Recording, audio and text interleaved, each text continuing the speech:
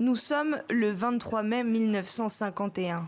7 mois après l'invasion militaire d'octobre 1950 par l'armée chinoise de Mao Zedong, un accord en 17 points est conclu à Pékin.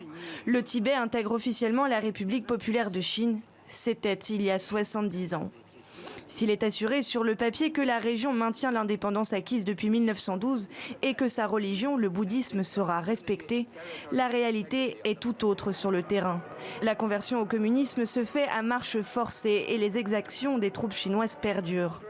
Après une tentative de soulèvement en 1959, le Dalai Lama est contraint de fuir et forme dans la foulée un gouvernement en exil à Dhammasala, en Inde.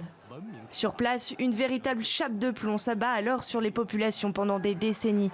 En 2008, nouvelle tentative de protestation. Pékin accentue encore plus sa répression.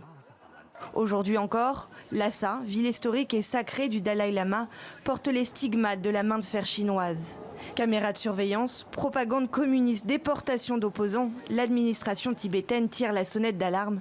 Son président fraîchement élu lance un appel à la communauté internationale. Nous n'avons pas beaucoup de temps. Nous ne sommes que 6 millions à l'intérieur du Tibet, même si la taille du Tibet représente presque un quart de la Chine. Nous ne sommes pas contre le multiculturalisme. Le multiculturalisme, c'est la norme maintenant, partout dans le monde. Mais là, on assiste à une population majoritaire qui écrase complètement une population minoritaire. Cela équivaut à un génocide culturel. Le gouvernement chinois ne voit pas les choses sous cet angle et entend poursuivre la sinisation de la région. Nous avons lancé une lutte en profondeur contre le séparatisme et nous avons continuellement exposé et critiqué la nature réactionnaire de la clique du Dalai Lama, sauvegardant ainsi efficacement la sécurité nationale et la stabilité sociale.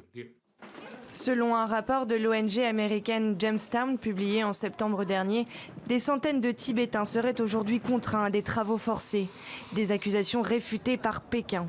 70 ans après la signature du traité, le sort des Tibétains semble plus que jamais figé sous l'emprise chinoise.